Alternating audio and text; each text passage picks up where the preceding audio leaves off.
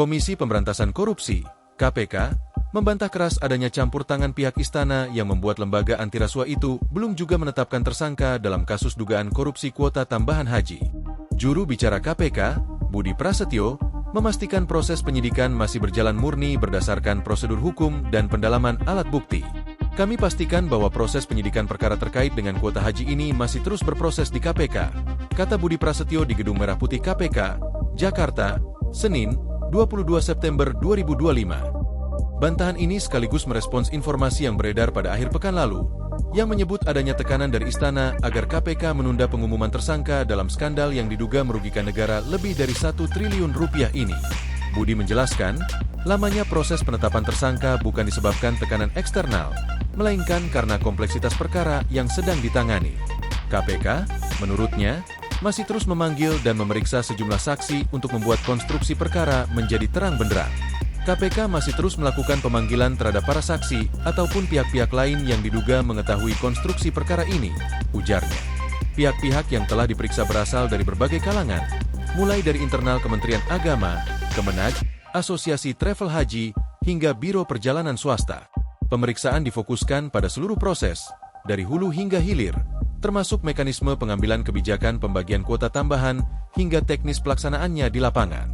Alasan dibalik lambatnya penetapan tersangka. Terpisah, Pelaksana Tugas Deputi Penindakan dan Eksekusi KPK, Asep Guntur Rahayu, mengungkap alasan utama mengapa penyidik membutuhkan waktu lebih lama. Pertama, kasus ini melibatkan skala yang sangat besar, dengan dugaan keterlibatan hampir 400 biro perjalanan haji. Itu kan hampir 400 travel yang membuat ini, penanganan kasus, juga agak lama. Orang menjadi tidak sabaran. Kenapa nggak cepat diumumkan, tersangka?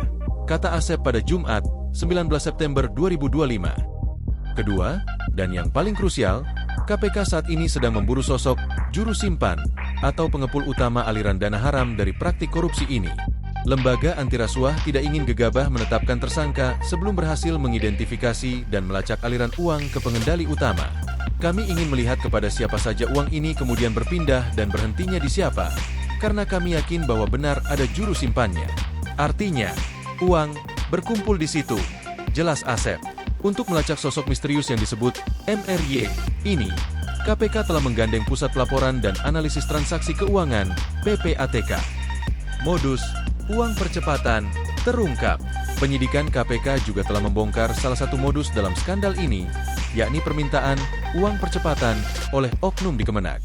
Terungkap bahwa seorang oknum meminta dana sebesar $2.400 AS, sekitar 37 juta rupiah, per jemaah untuk memuluskan keberangkatan haji khusus. Fakta ini terkuak dari pemeriksaan pemilik Biro Perjalanan PT Zahra Auto Mandiri, Uhutur, Khalid Z. Abdullah Basalamah, yang mengaku dimintai dana tersebut agar ratusan jemaahnya bisa berangkat menggunakan kuota haji khusus resmi pemerintah. Kasus korupsi ini berawal dari dugaan penyelewengan pembagian 20.000 kuota haji tambahan. Alokasi yang seharusnya 92% untuk haji reguler dan 8% untuk haji khusus, diubah secara sepihak menjadi 50-50 melalui surat keputusan Menteri Agama. Kebijakan inilah yang diduga menjadi pintu masuk praktik rasuah, di mana kuota haji khusus yang bernilai tinggi diperjualbelikan. Meski membantah adanya intervensi, KPK memberi sinyal akan segera mengumumkan para tersangka dalam waktu dekat setelah seluruh bukti dirasa cukup.